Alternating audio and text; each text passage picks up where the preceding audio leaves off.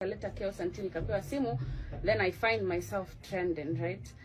And namuuliza ni nini alinipea, anasema ni wine, na akaniambia for that Monday I need to lay low because people were looking for me. Akaanza ku collaborate na Peter Kioi or pull down those videos using TikTok coins so that it's quite traceable, akituma pesa and all that.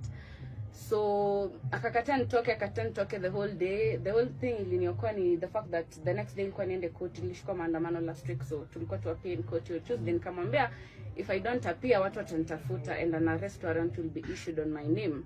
So akaniambia for me to exit nitengeneze video nimpe security nikisema Pastor Kanyari didn't harm me or unless itakuwa case of molestation on his name, right? So I did make the video, but to even make myself secure, nilimrecord, I can instruct what I'll say on the video. Yes, I have the recording. Okay.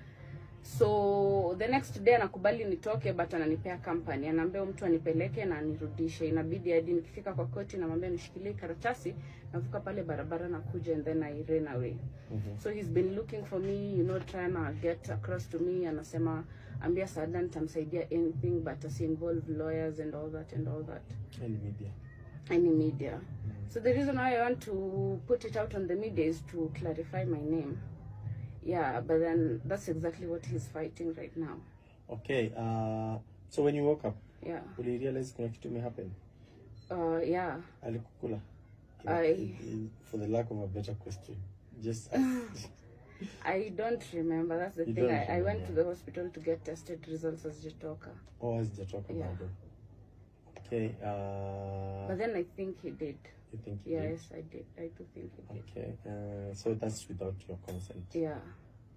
Then how has the reaction been on your side? Like what wanasema nini kuhusu the video?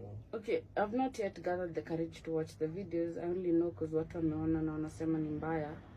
But then nikirudi home hiyo time nikitoka koti nilifind wase wamecrowd around nyumba yangu.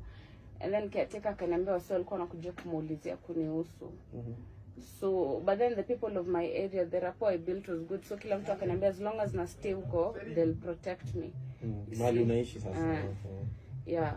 But then so now imekuwa hard ku even nimeenda police and all that, but then alimention akaniambia that hata niende polisi wapi nitarifariwa back to police station yenye hiyo stuff may happen, and anajuana na watu wote because aside from that in his compound and run so many scams.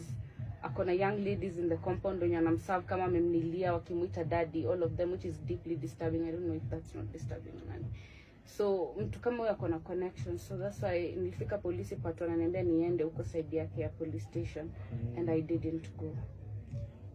Okay, so